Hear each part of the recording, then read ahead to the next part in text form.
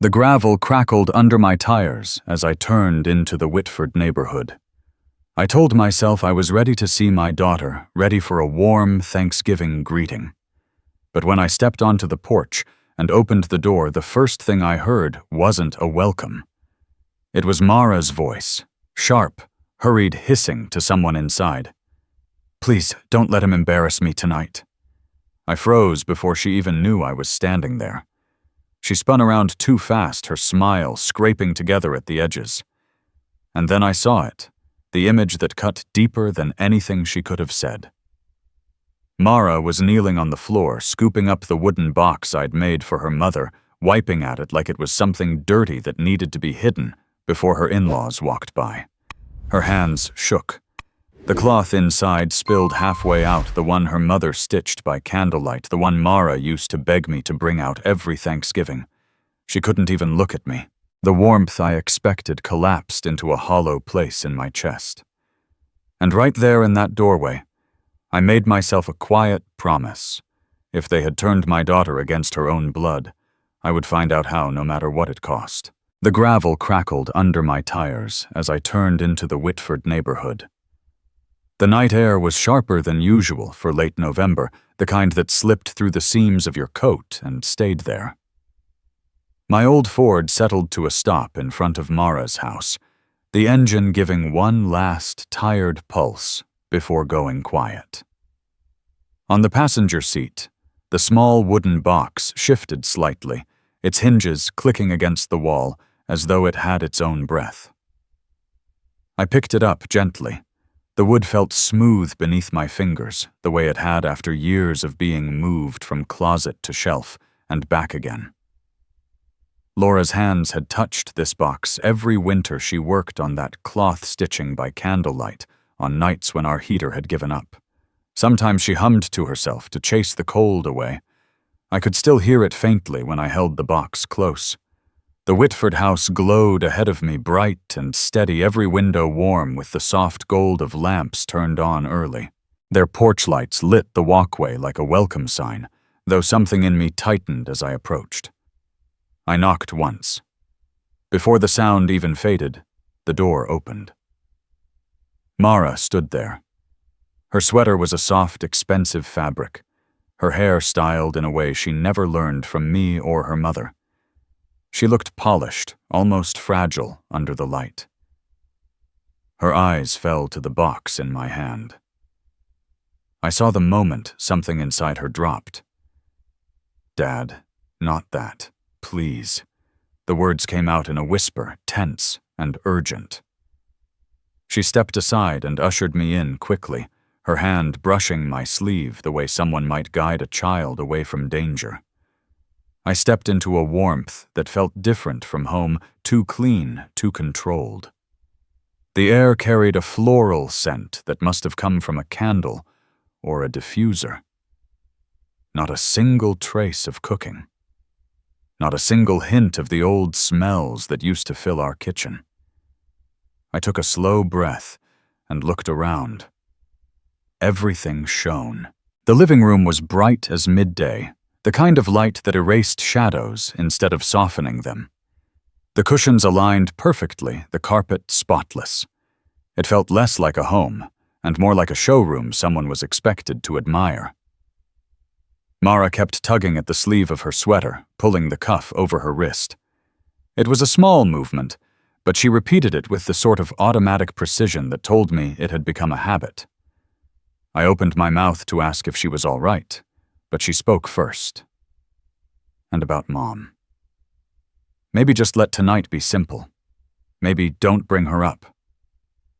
She said it quietly, almost apologetically, but the request still hit me in the chest. I held her gaze, trying to understand what she was afraid of, but she looked away, not giving herself the chance to explain. I nodded instead. It was all I could do, without making things worse. I bent to place the box near a chair in the corner, not hiding it, not displaying it, just setting it down where it wouldn't offend anyone. The choice felt strange, as if I were tucking part of Laura into a space where she did not belong. The ache in my chest deepened. Mara exhaled softly, the kind of relieved breath people let out when a problem has been avoided but not solved. She brushed her hair back, straightened. A sleeve checked her breathing, the way someone does before stepping on stage. There was a tremor in her fingers she tried to hide. I noticed it. She noticed that I noticed, and quickly folded her hands together. "Let's just keep things peaceful," she said. She turned and walked down the hallway. I followed. The lighting here was dimmer shadows stretching along the walls where a series of framed photos hung. One picture caught my eye. The Whitfords stood in a field at sunset, coordinated outfits, and perfect smiles. The frame was slightly crooked, just enough to make me wonder how many times someone had straightened it. A soft creak came from the floor above us. It was faint, a shift of weight, like someone had moved a few inches from where they stood. Mara froze for a moment, barely a breath before continuing forward. I reached toward her shoulder, but she stepped out of reach without turning around. It was not intentional, but it was telling. We reached the living room. The Whitfords looked up together, not unkind, not warm either. Their expressions held an assessing stillness, as if they were taking measure of what had just entered their space. The room seemed to quiet itself. Even the fireplace flame burned in an unnaturally steady line. Mara moved slightly behind me instead of beside me. She smoothed her sleeve again, tugging it down over the wrist she had hidden earlier.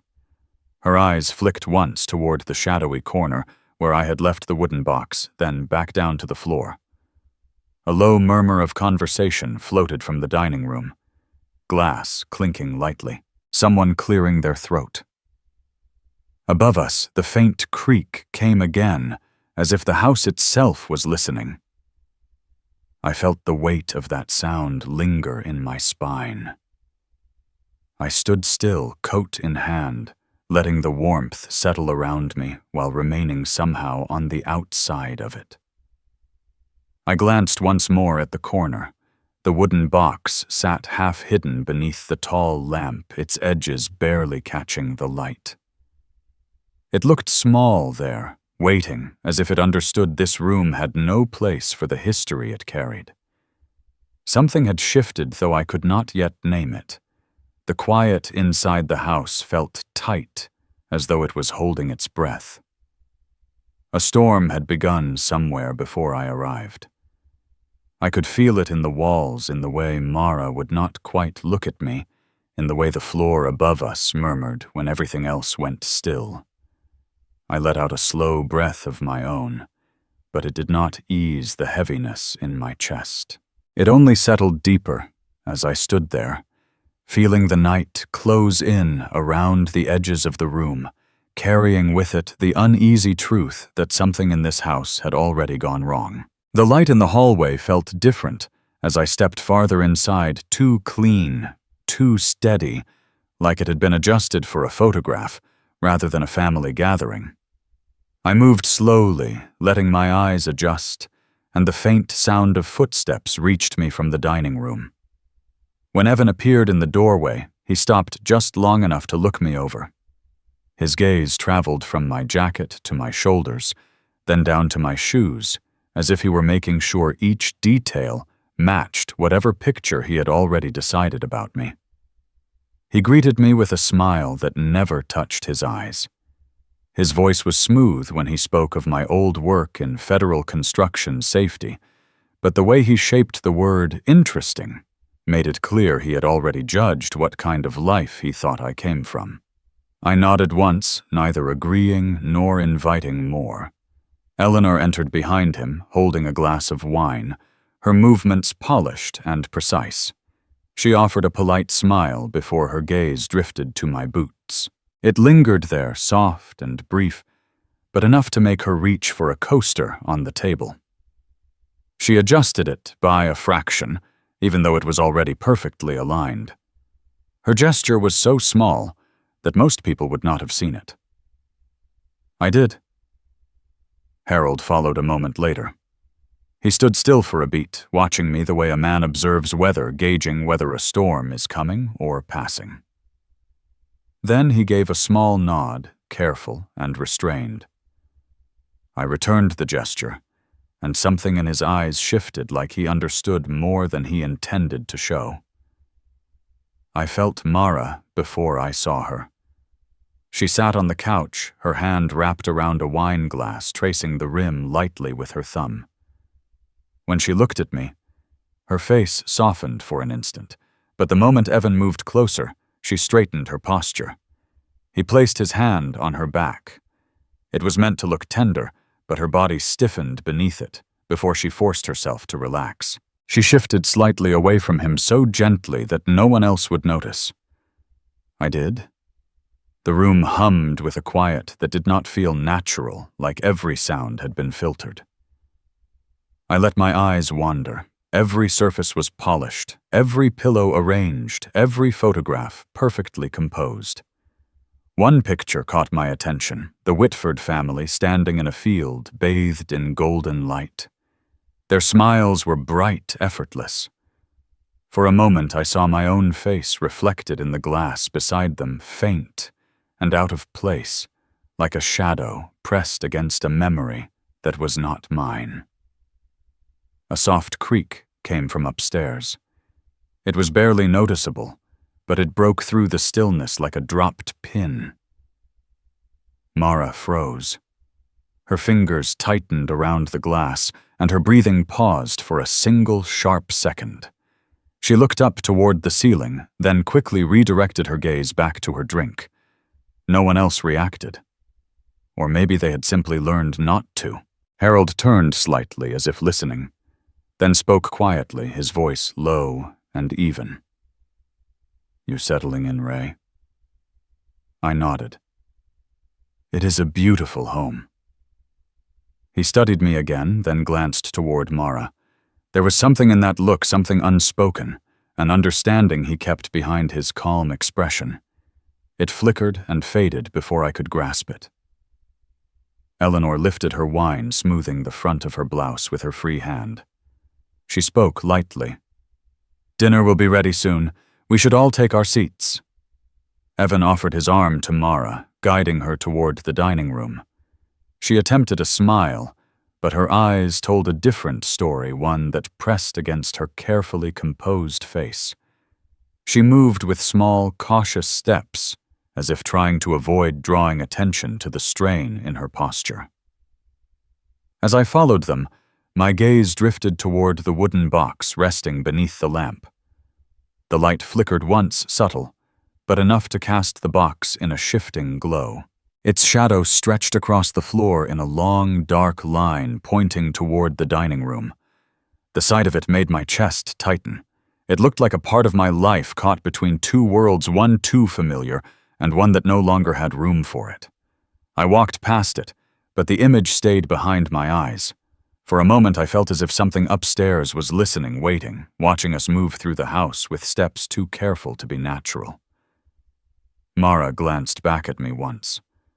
Her eyes trembled with a question she could not say aloud. It held me still for a breath, suspended between what I knew and what I feared. Then she turned the corner into the dining room, and the house grew quiet again, bright and immaculate, holding its secrets in the walls, the way a family holds its silence. The glow from the dining room followed me as I stepped toward the kitchen, thinning out with each footfall, like a light, struggling to reach a place it no longer belonged. The hum of the dishwasher filled the doorway, steady and low, masking the softer sounds inside. I paused just short of the threshold. Their voices were quiet, but not quiet enough. Eleanor's whisper carried first, shaped with careful control. "Mara worked so hard to leave that life behind. We only hope her father remembers this is an important night for her." A softer voice answered barely more than a breath. "He looks more like a roofer than a guest." A few clipped laughs followed the kind people release when they want to sound polite, even while cutting deep. For a moment I stood still, letting the words settle. Not because they surprised me, but because of what they meant for Mara, what she must have heard from them long before tonight. The stainless steel counters glimmered under the bright lights, each surface catching my reflection in faint, distorted shapes. I stepped inside. The room fell quiet, as if someone had pressed a switch. Eleanor turned toward me, arranging her features into a soft smile. Her hands moved quickly to a serving tray, straightening the silver forks that were already perfect. A man near the sink cleared his throat lightly, pretending he had not said a word a moment earlier. Mara entered behind me. She saw my face and hesitated. Her hand drifted toward her sleeve, tugging it down, covering her wrist, with a motion too practiced to be casual. Dad, do not take it personally. They do not mean anything by it. Her voice trembled just enough for me to hear it. She tried to step around me, but I caught her expression before she turned away. She was frightened not of them and not of me, but of what might happen if the two worlds she lived between collided too loudly. She inhaled sharply when Evan called her name from the dining room. The sound of his voice made her spine stiffen, as though someone had drawn a line straight down her back. She smoothed her blouse, lifted her chin, and walked out. A piece of her seemed to stay behind somewhere between the steel counters and the bright, silent lights. Eleanor handed me a bowl. Her voice was polite again. "Would you mind bringing this to the table, Ray?" I nodded and took it from her. The bowl was warm, almost too warm, and for a second I felt the ridiculous sting of wanting to drop it just to break something in this house where everything was polished to perfection. On my way out, a faint noise drifted from the staircase. A creak, smaller than the one earlier, like the shift of a single floorboard under a careful foot. I turned my head, but the hallway was empty. Only shadows hovered along the edges of the walls, still and listening. The dining room brightened as I entered. The table was set like a photograph, every glass positioned, exactly every plate, reflecting the glow of the chandelier. People smiled, but their eyes moved too quickly, jumping from one expression to another, hiding and revealing small truths in passing. Mara sat next to Evan. She reached for her napkin with steady hands, but the moment he touched her elbow, she flinched, before her face settled into a controlled calm. I watched the movement. It was small, but real. Dinner began with quiet clinks of silverware. The air felt stretched thin, as if the house itself held its breath. I looked down the long table and felt a sharp awareness settle in my chest. Their whispers in the kitchen were nothing compared to the silence at this table. Something else lived in that silence. Not just judgment, not just pride. Something deeper. A faint vibration traveled through the floor, maybe the furnace, maybe something else. I held still, listening. The room continued, as if nothing had changed, but a chill moved under the surface like a warning. I lifted my glass, and the liquid caught the light in a thin shimmer. All around me, people kept smiling. Only Mara's eyes told the truth, flickering toward the hallway with a fear she could not hide. And for the first time that night, I felt the house watching us, waiting for the moment when the quiet would no longer be enough to keep its secrets from breaking loose. We bowed our heads, but it felt more like a gesture for the room than for anything higher. The chandelier light softened as Harold began to speak, his voice, low, practiced the voice of a man used to saying the right words in the right order. Hands folded, eyes closed, silverware resting silent on linen. I kept my head down, but after a moment I opened my eyes just enough to see across the table. Evan reached for Mara under the edge of the cloth, his fingers wrapping around her hand. It was not gentle. It was firm, as if he were squeezing a warning into her skin. Her smile rose at the right time when Harold paused, but it did not touch her eyes.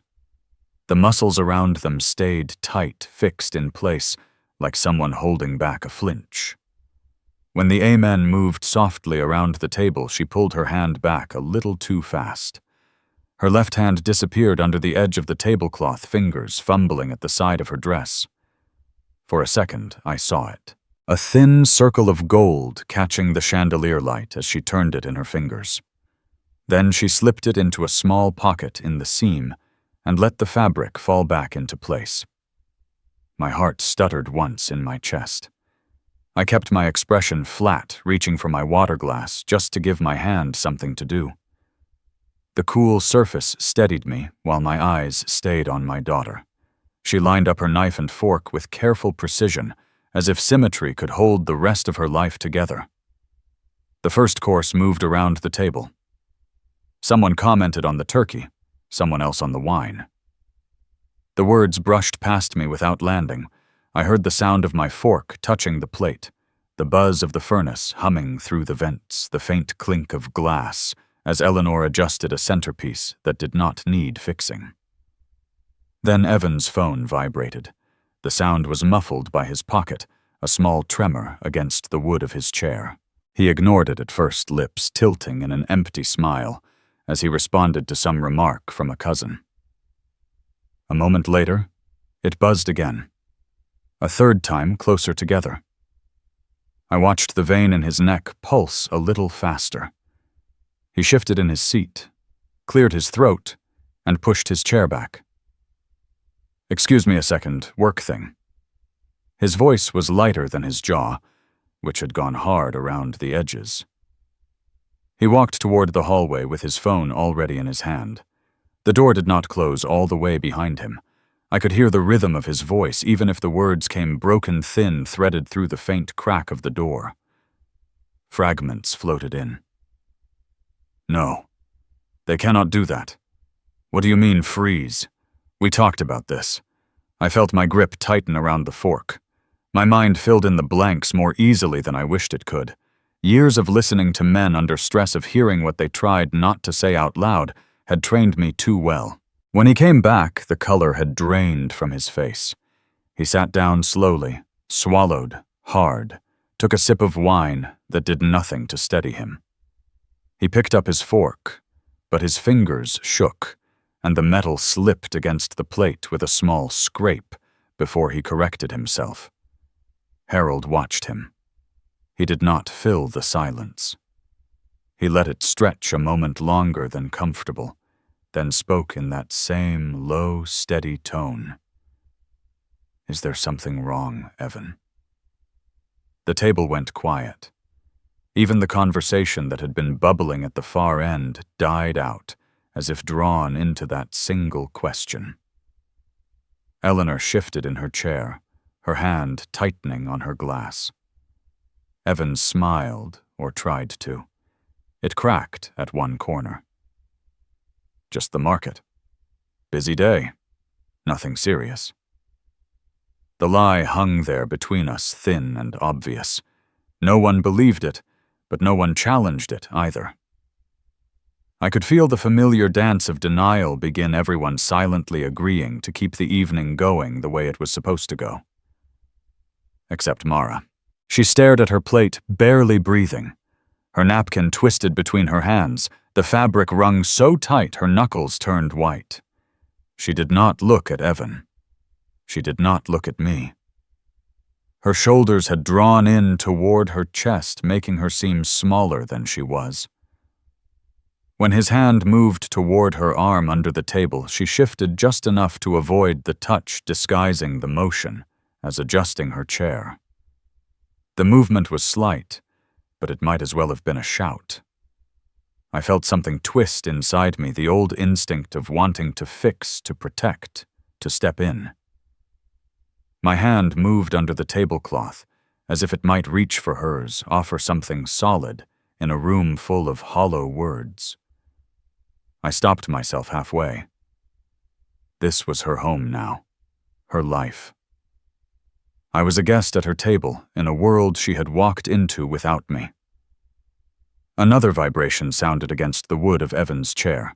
He snatched the phone from his pocket and turned it face down on the table with a little more force than necessary. The glass beside it trembled. The chandelier shimmered ever so slightly, crystals catching the movement. Harold's eyes narrowed a fraction. "Anything we should know about?" His voice did not rise, but this time it carried a different weight. Evan took a breath, shook his head. "Just noise. These things flare up, then they calm down. You know how the market is." One of the relatives made a vague sound of agreement, eager to move away from the tension. Eleanor jumped in with a comment about the dessert she had prepared. No one mentioned the phone again, but every time it buzzed silently against the table, I saw Mara flinch, the pulse in her neck fluttering like a trapped bird. Outside wind pressed against the window pane, carrying leaves along the pavement. The faint scratching sound of branches against glass filled the brief gaps in conversation. I watched my daughter steady herself between each small disturbance, holding onto her napkin like it was the only thing keeping her hands from shaking. In that moment, the picture came into focus. The ring hidden in her dress. The stiffness in her shoulders. The way she listened more to what was not being said than to the words spoken aloud. This was not the tension of a woman trying to impress her in-laws. This was the tension of someone living on the edge of something that could break. The chandelier glowed on bright and indifferent, as if none of it mattered. But the shadow of the wooden box in the other room reached a little farther across the floor, now stretched by the shifting light, a darker line cutting through all that polished perfection. I sat there, fork resting against my plate, hearing the faint buzz of a phone that would not stop calling, feeling the strain in my daughter's silence, and sensing the night inching closer to a point it could not walk back from. Nobody said a word about it, but you did not need words to know that something in that house had already started to come apart. The house had settled into a fragile quiet after Evan's pacing, as if the walls themselves were holding their breath. I could hear the faint hum of the refrigerator in the kitchen and a car passing somewhere out on the main road, its headlights sliding across the curtains like a slow pulse. Mara sat very still beside me, her shoulders rigid, her breath shallow, her napkin crumpled between her fingers. Then Evan's phone rang again. He didn't step away this time. He lifted the phone with a stiff motion and answered it right there at the table. His voice dropped low, but the room had become so painfully silent that every broken fragment slipped through anyway. The words "accounts frozen" came first, sharp and clipped. Then "search warrant." Then "cannot delay." Each one cut deeper than the last, carving into the air until there was nothing left to pretend about. He ended the call and lowered the phone slowly to the table. His hand trembled before he pulled it back. "It is just a misunderstanding." The words fell flat, drained of life before they ever reached us. Eleanor's breath cracked. She pressed a napkin to her lips as tears spilled over her shoulders, folding inward like she was shrinking from something she could not outrun. Harold, usually calm to the point of coldness, slammed his hand onto the table. The plates rattled. The candles flickered. "What did you do?" His voice carried fear disguised as fury, the kind of fear that comes from a lifetime spent believing control was the same thing as safety. Evan stared ahead, empty. I handled it, just like always, but his voice betrayed him, thin and brittle. One of the cousins pushed back his chair and left the dining room without a word. Another mumbled something about checking on the kids upstairs. Their footsteps moved quickly along the hall, too quick to be natural. Panic has a sound even when no one is speaking it aloud. Mara didn't move. She kept her eyes on the table until her knuckles whitened, then finally lifted her head. For the first time all night, she saw me.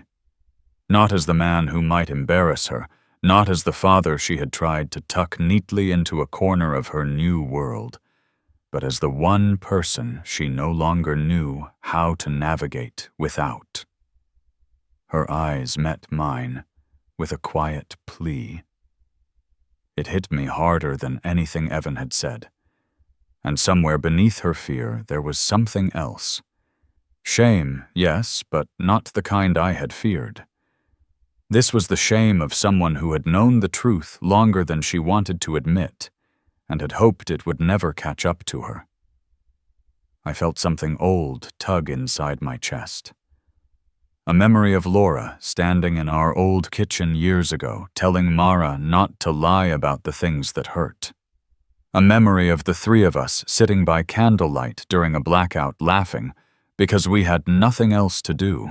I wondered what Laura would say now if she would place a hand on our daughter's back, the way she used to when Mara was frightened.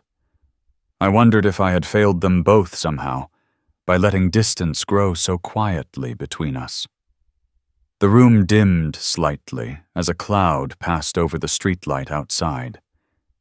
The shift in light brushed over Eleanor's trembling hands, over Harold's tight jaw, over Evan's hollow stare. It touched the hallway too, where a family photo hung crooked, as if someone had brushed against it in their hurry to leave. Evan's second phone buzzed on the table. He snatched it up with a quick jerking motion and turned away from us, muttering into the receiver. His voice rose thin with urgency. "You do not understand. They cannot do this." His breath caught. I need more time. But there was no more time. Everyone in the room felt it. The Whitfords had built their world on marble and certainty, and now that marble was beginning to crack. I looked at the doorway leading back to the living room. Through it, I could see the shadow of Laura's wooden box stretched across the floor under the shifting light from outside. The box seemed to lean into the room, as if reminding me that all truths eventually find their way to the table, no matter how tightly someone tries to hide them. Mara's hand brushed against mine. Not to hold it, not yet, but enough to say she was drowning in a life that was slipping out of her control. I did not move closer. I just stayed there, steady, letting her know without words that she was not alone. A soft click sounded from the far end of the hall. A door closing. The quiet that followed was heavier than anything said that night. I sat there with my hands flat on the table, the light shifting across the wood grain, the murmurs from the hallway fading into the walls. And in that stillness I felt the weight of something long overdue, finally settling over the house. It pressed into the silence until even breathing felt like a decision. The night held its shape, waiting. Mara led me up the stairs without saying a word, her hand cold in mine, as if the warmth had drained out of her long before tonight. The hallway light flickered once, catching the edge of her shadow on the wall. For a moment it reminded me of the nights Laura used to check on her when she was small, careful not to wake me. Mara opened the bedroom door and shut it gently, as though afraid the house below might hear her breathe. She walked to the drawer of her nightstand and hesitated. Her shoulders rose and fell in one uneven breath.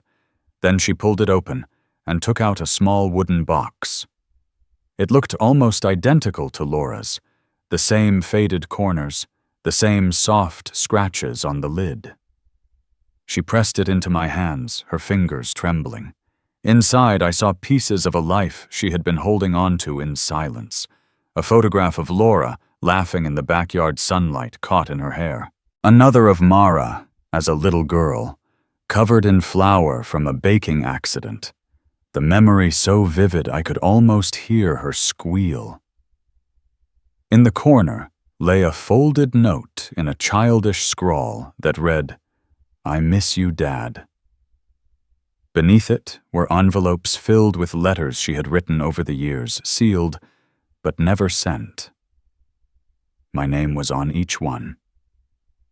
A small square cut from the Thanksgiving cloth rested at the bottom of the box. Its edges were frayed, as if she had carried it too long inside her wallet. I brushed my thumb over the faded stitches and felt something in my chest tighten. Mara watched me, then turned her face away, ashamed of needing something she had tried so hard to hide. There was another envelope taped shut, marked only with her initials. I hesitated before opening it. Inside was a therapist's note describing emotional stress, financial pressure, and a growing fear that her life no longer belonged to her. I felt the room grow smaller, the air heavier. The floor creaked somewhere in the hallway, a soft shift of weight, then silence, as if someone had paused just outside the door. Mara's voice broke the stillness. "I thought if I told you I chose wrong, you would see me as weak." She stared at the floor, twisting her hands together. I kept hoping things would get better. I kept waiting for the version of my life that made sense. I reached for her, but stopped halfway, afraid I might say the wrong thing. All those years after Laura died, I had pushed my daughter to be stronger, braver, tougher than she needed to be. I told myself it was love, but now I wondered how many times my words had sounded like expectations she could never meet. Mara stepped toward me and collapsed against my chest. Her breath hitched against my shirt, each tremor carrying years of fear she had learned to swallow. I wrapped my arms around her, feeling her fingers clutch the back of my jacket the way she used to when thunderstorms frightened her. Decades of distance seemed to fold in on themselves, leaving only the sound of her breathing and the weight of everything she had kept silent. Downstairs, a phone vibrated sharply, then stopped. A muffled voice followed, low and urgent, cut off before I could understand the words. Mara stiffened slightly in my arms, but she didn't pull away. I held her tighter, aware of the walls closing in around us, aware that whatever waited below would not stay hidden much longer. When she finally stepped back, her eyes were damp, but clearer, as if speaking the truth had given her a small piece of herself again. I closed the wooden box and set it carefully on the nightstand beside her. My hand lingered on the lid. The grain felt warm, familiar, almost alive. A glint caught my eye, something tucked beneath the edge of the bed frame, a loose photograph half slipped into shadow. I reached down and picked it up. It was Laura holding Mara at age 4, both of them smiling, as if the world couldn't touch them. Someone had folded the corner sharply, like a crease made by an impatient thumb. I didn't know when or why Mara had hidden it there. Her gaze followed the photo, but she said nothing. I placed it gently on top of the wooden box. Mara watched my hand, her breath catching for just a moment, then settling into a quiet that felt both fragile and new. Neither of us spoke. The room held its silence like a heartbeat, steady and waiting. The room was still carrying the echoes of what had happened upstairs when Mara and I stepped back into the light. The house felt different now, or maybe it was just the weight in her shoulders shifting as she walked beside me. I could feel her breath steadying the way someone braces before stepping into cold water. Downstairs, the table waited beneath that perfect white cloth that had nothing of our lives stitched into it. I carried Laura's wooden box in my hands, without hiding it this time. The grain of the wood felt warm against my palms, and for a moment I thought of the winters when Laura had tried to shield us from the cold with little more than blankets and hope. I reached the center of the table and set the box down. A soft thud, barely a sound, yet it cut through every conversation and every attempt at normalcy in that house. No one spoke. Even the ticking clock in the hallway seemed to hold itself still. I lifted the lid and let the cloth rest inside it, the colors muted by years of use, every thread touched by my wife's hands. I found myself speaking quietly, because anything louder would have felt wrong in that room. I told them how she made it through 3 winters, when we could not afford heat, how she stitched late into the night, humming to keep herself awake, how she believed warmth could be made even when the world felt unforgiving. My words carried into the silence, not looking for sympathy, only space to exist. Evan shifted in his chair, unable to stay still. His voice cut through my memory with a sharpness he did not bother to hide. That is why Mara keeps her past out of this house. It does not belong here. The room tightened around us. Mara's breath caught just once, and then she rose before anyone else could speak. Her voice trembled, but there was a line of steel in her posture as she looked at the people she had been trying so hard to please. I am not ashamed of where I come from.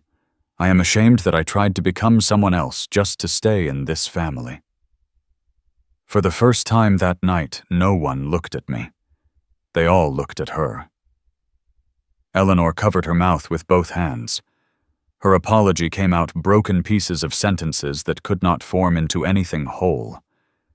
She said she only wanted Mara to fit, that she feared the world would judge her daughter if they did not present a certain face. Harold stayed quiet for a long moment, his gaze fixed on the wooden box. When he finally looked at me, there was no distance in his eyes, only a recognition he had never allowed before. It was small, but it held. Evan tried to speak, but the words caught in his throat. His fingers drummed once against the table, a restless, anxious beat. He looked at Mara with a kind of disbelief, as if the ground beneath him had shifted, and he had not seen the tremor coming. There was a flicker of fear there, too, the kind a man feels when he realizes his grip on someone is slipping. Mara lowered her eyes, her voice softer now. I thought hiding everything would protect us. Instead, it only made me disappear. I stepped closer to her, not touching her, just letting my presence settle beside hers. I told her that she did not owe this house a version of herself that cost her everything, that forgetting who she was would only break her twice. The words felt heavier than I expected, shaped by years of distance and silence, but they came out steady. For a moment, no one moved.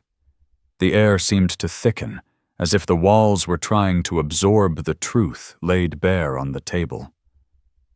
The light above us flickered a brief pulse, and in that small stutter of brightness, I saw Mara look at the cloth as if seeing it for the first time. When Evan finally pushed his chair back, the sound was too loud for the quiet that followed. He stood without saying anything, and the tension he left behind settled like dust in the places he had once filled. I watched Mara's eyes follow him, not with fear this time, but with something closer to clarity. I closed the wooden box, letting the lid fall gently into place. The soft click echoed through the room. No one reached for their glasses. No one spoke. The dinner that had begun as a performance now sat untouched, overwhelmed by everything that had been revealed. I let my hand rest on the lid for a moment longer, feeling the quiet settle over us like a final breath held between strangers who were no longer pretending. And when I lifted my hand away, the whole table seemed to wait, suspended in a silence that belonged to no one and everyone at once. The silence that held the table seemed to follow me long after I stepped away from it. It moved with me the way a shadow does, quiet, but present, brushing the back of my neck as I walked through the dim house. The air had cooled, carrying the faint smell of extinguished candles, and the leftovers no one touched. Somewhere upstairs, a floorboard creaked, soft and hesitant, as if the house itself was trying not to wake anything broken. I stood by the window for a while, watching the porch light spill a pale circle onto the empty driveway. That light had felt harsh earlier, but now it was just steady, a small anchor in a night that had shifted everyone's world. Mara stood a few feet behind me, her breathing even but fragile, like she was hanging on to the last thread of a long day. When she moved closer, I saw the tremble in her hands, a tremble I had not seen since she was a child, trying her best not to cry over something too big for her shoulders. We did not speak. Words had done enough for one night. I heard her inhale the sound thin and edged with exhaustion, and she rested her palm on the frame of the window. The porch light touched her face, softening it, showing the tired lines she had been hiding beneath perfect makeup and practiced calm. Somewhere around dawn, the light outside shifted. The sky lifted from charcoal to a washed gray, and the edges of the house softened as morning crept in. I felt sleep tug at me, but it wasn't the heavy kind that comes from escape. It was the quiet kind, the one that waits for you at the end of a storm. I must have drifted because the next thing I remember was the sound of tires rolling slowly over gravel. Not hurried, not dramatic, just steady. The kind of sound that announces something final. Federal agents stepped out of two dark cars that did not need sirens to carry authority.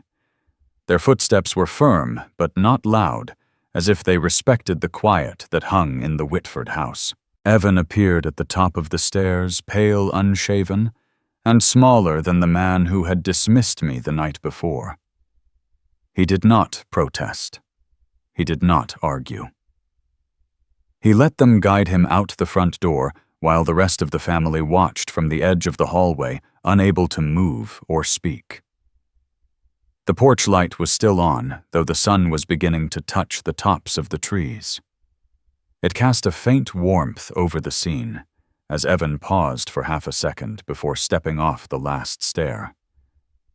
He didn't look at Mara. He didn't look at anyone. He kept his eyes on the ground, as if searching for something he had already lost. I felt Mara brush past me, her steps soft, almost hesitant. Outside under that light, she stopped. She didn't call out to Evan. She didn't reach for him. She simply stood there, watching the car door close with a muffled thud. When the cars pulled away, she stayed rooted, her shoulders rising and falling with a breath that seemed to reach places in her she had shut off for too long. I stepped out onto the porch and stood beside her. The cold morning air pressed against my face, sharp but clean, the kind of cold that wakes you more than it stings. For a moment, she didn't move. She leaned forward slightly, like the wind carried something she needed to hear. Her voice came out low, barely more than a breath. I thought marrying him would make you proud. She kept her eyes on the driveway as she said it, as if afraid turning toward me would make the words crack. I felt something shift inside me, not painful, just real. I told her gently that pride had nothing to do with the man she married, but with the person she chose to be. I'm proud only when you're yourself. She nodded, and the nod carried a weight that had been waiting for years to land. Her breath broke on the exhale, and she stepped into me, her arms wrapping around my back with a force that surprised me. It wasn't desperation. It was recognition. It was the kind of embrace a grown woman gives only when she has run out of places to hide. Standing there under the fading porch light, she felt both like the woman she had become and the little girl who once clung to my coat in parking lots when she was scared of the wind. I held her without words, letting the morning settle around us, letting the truth settle too. After a while, she loosened her hold. Her eyes were softer, clearer. I reached into my coat, and brought out Laura's Thanksgiving cloth, the one she had kept hidden for so long. When I placed it in her hands, she held it gently at first, then pulled it to her chest with an instinct so natural it made my throat tighten. As if touching it stitched back something inside her that had come undone. We didn't go back inside. There was nothing left in that house that needed our presence. We said a quiet goodbye to Eleanor and Harold, not with ceremony, but with the kind of nod that acknowledges something too complicated for words. Harold met my eyes again, and this time he didn't look away first. It wasn't friendship. It wasn't forgiveness. It was recognition, and that was enough. The drive home felt different from the drive there. The roads that had looked sharp and unfamiliar in the dark now stretched in long, calm lines. The trees were turning gold at the edges, and the early sun threw pale beams across the dashboard. The wooden box sat in the passenger seat. The lid closed, the weight inside it shifted. It felt lighter, not because anything had been removed, but because something had finally been returned to its rightful place. I rolled the window down a little, and a cold autumn wind slipped in, brushing across my knuckles. It carried the smell of leaves and distant fireplaces, a reminder that winter was coming, but not in a way that threatened. More like a season you could meet without fear if you kept warm the right way. By the time I turned onto my street, the morning had settled into a soft blue. The houses were quiet, the kind of quiet that comes from families still asleep or already steady in their routines. I pulled into my driveway and let the engine tick down into silence. The wooden box rested still beside me, its grain catching the light in faint amber streaks. I sat for a moment, letting the calm sink in. Nothing had been fixed entirely. Not the past. Not the mistakes. Not the gaps time had carved between us. But something had shifted. Something had opened. And that was enough to let the heaviness lift. When I finally stepped out of the truck, the wind caught the edge of my coat. It wasn't harsh. It wasn't insistent. Just a gentle push, as if the day was reminding me to keep moving. I closed the door quietly behind me, and the soft click lingered in the air, steady and unbroken, like the beginning of a breath I had been waiting years to take.